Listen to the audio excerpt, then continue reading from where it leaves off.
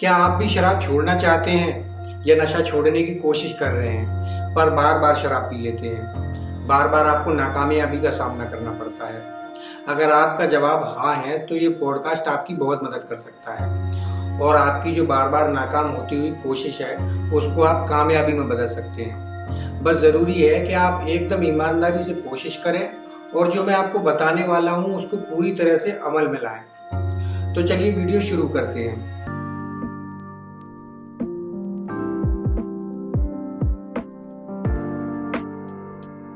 नमस्कार दोस्तों, मैं हूं सामर्थ श्री जीकेएस नशा मुक्ति केंद्र से। दोस्तों, नशा छोड़ने के लिए सबसे जरूरी चीज जो होती है वो है आपकी मानसिकता। नशा छोड़ने के लिए आप नशा छोड़ते समय किस तरह के गोल्स और प्लान बनाते हैं, आप किस तरह की टाइमलाइन सेट करते हैं अपने नशे को छोड़ने के लिए, ये सबसे ज़्यादा जरूरी चीज़ होती है। और यही सबसे ज़्यादा इम्पोर्टेंट इंसान के लिए होना चाहिए कि वो अपने गोल्स को किस तरह से सेट कर रहा है।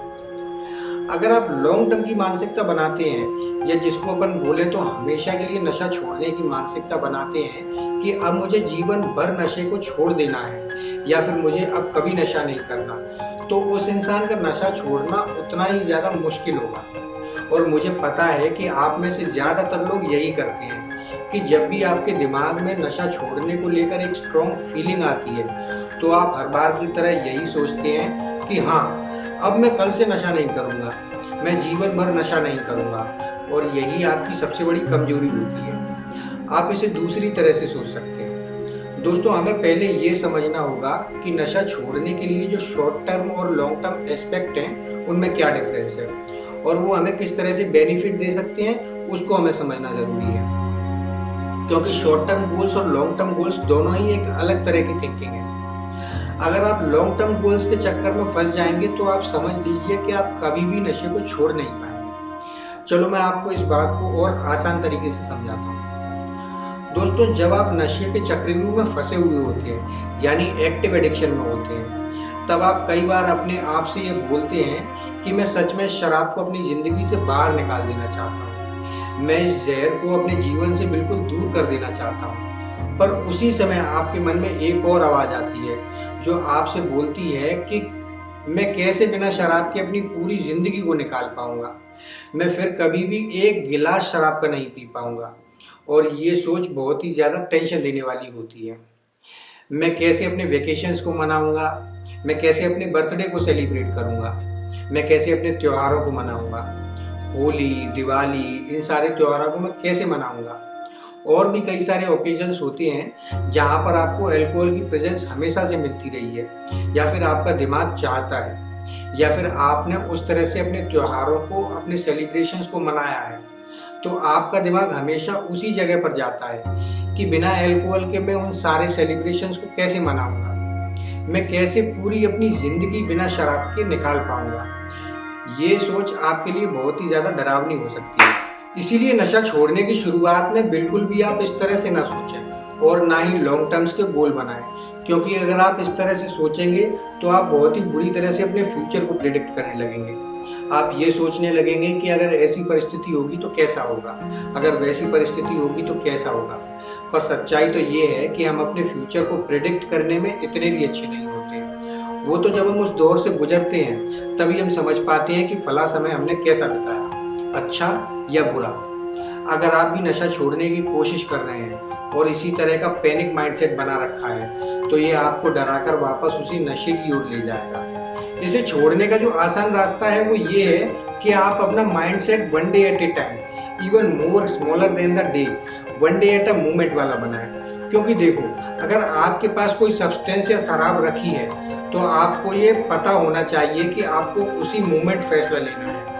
आपको ये तुरंत डिसीजन लेना होगा कि आप उस सब्सटेंस को लेंगे या नहीं। क्योंकि एक बात तो साफ है कि जो बीत गया वो आप बदल नहीं सकते और जो भविष्य है उसका आपको कुछ भी पता नहीं है। तो आपके पास केवल एक ही टाइम फ्रेम है, वो है अभी का।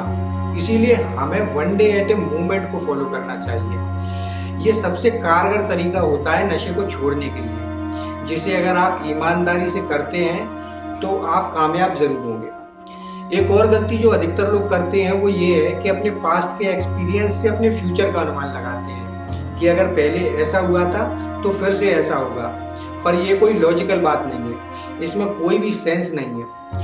ये सोच कहीं भी काम नहीं आती, क्योंकि अगर आप ऐसा सोचेंगे कि पहले ऐसा हुआ था तो अब फिर से ऐसा होगा, तो आप पहले से ही अपनी नाकामी के बारे में सोचने लगेंगे। बल्कि आपको हर उस प्रेजेंट मोमेंट के लिए सोचना चाहिए जिसे आप जी रहे हैं।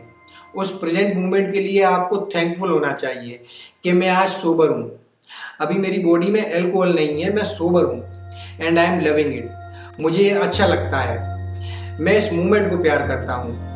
क्या मैं अगले 10 मिनट बाद सोबर रहूँगा? क्या मैं कल सोबर रहूँगा? क्या मैं अपने जन्मदिन पर सोबर रहूँगा? ये सोचने का मेरा काम नहीं है, मुझे नहीं पता।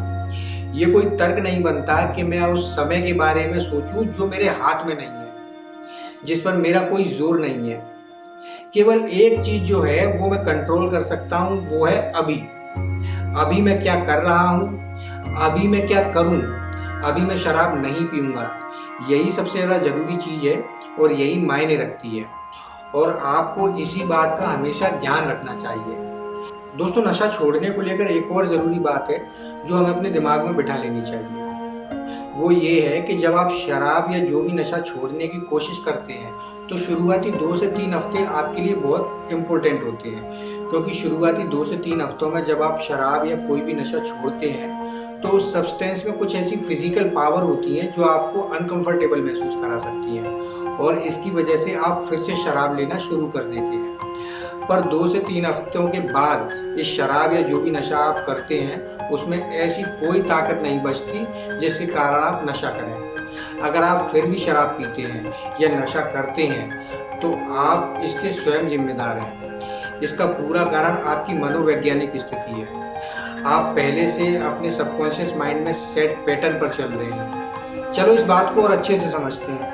दोस्तों, आप हम में से ज़्यादातर लोगों ने खुद को इसी प्रोग्रामिंग में डाल रखा होता है कि अगर हमें कोई परेशानी होती है या तनाव होता है तो हम शराब पीते हैं, और ऐसा हम बार बार करते हैं। परेशानी आई तो शराब पी ली, दुख आया तो शराब पी ली, तनाव आया तो शराब पी ली, और ये साइकिल चलती रहती है। मतलब जैसे ही आपको कोई परेशानी हुई और आपके सबकॉन्शियस माइंड में एक घंटी बजती है कि रन द अल्कोहल प्रोग्राम, क्योंकि आपके सबकॉन्शियस माइंड के पास इतना टाइम नहीं है कि वो हर बार आने वाली समस्या के लिए कोई क्रिएटिव सॉल्यूशन निकालने में अपनी एनर्जी बर्बाद करे। उदाहरण के लिए, अगर हमारा हाथ गर्म तवे पर पड़ जाए तो हम तुरंत रिस्पॉन्स करेंगे। हम जितना जल्दी हो सके अपनी पूरी ताकत और तेजी से अपने हाथ को उस तवे से दूर करेंगे, और ये प्रतिक्रिया कभी नहीं बदलती। आप जब भी किसी गर्म चीज पर हाथ रखेंगे तो यही रिस्पॉन्स होगा, क्योंकि आप इसके लिए पहले से प्रोग्राम्ड हैं, और ऐसी ही प्रोग्रामिंग आपने अपने दिमाग में शराब और परेशानी को लेकर कर रखी है। इसीलिए आपको अपनी प्रोग्रामिंग को चेंज करने की जरूरत है। आपको समय देकर अपनी समस्याओं के समाधान के लिए नए तरीके और रास्ते ढूंढने की जरूरत है। लास्ट में मैं आपसे यही कहूँगा कि पूरी जिंदगी के बारे में मत सोचो, इससे आपका बोझ और बढ़ जाएगा। आज का सोचो, इसी मूवमेंट में रहो और इसी मूवमेंट का सोचो।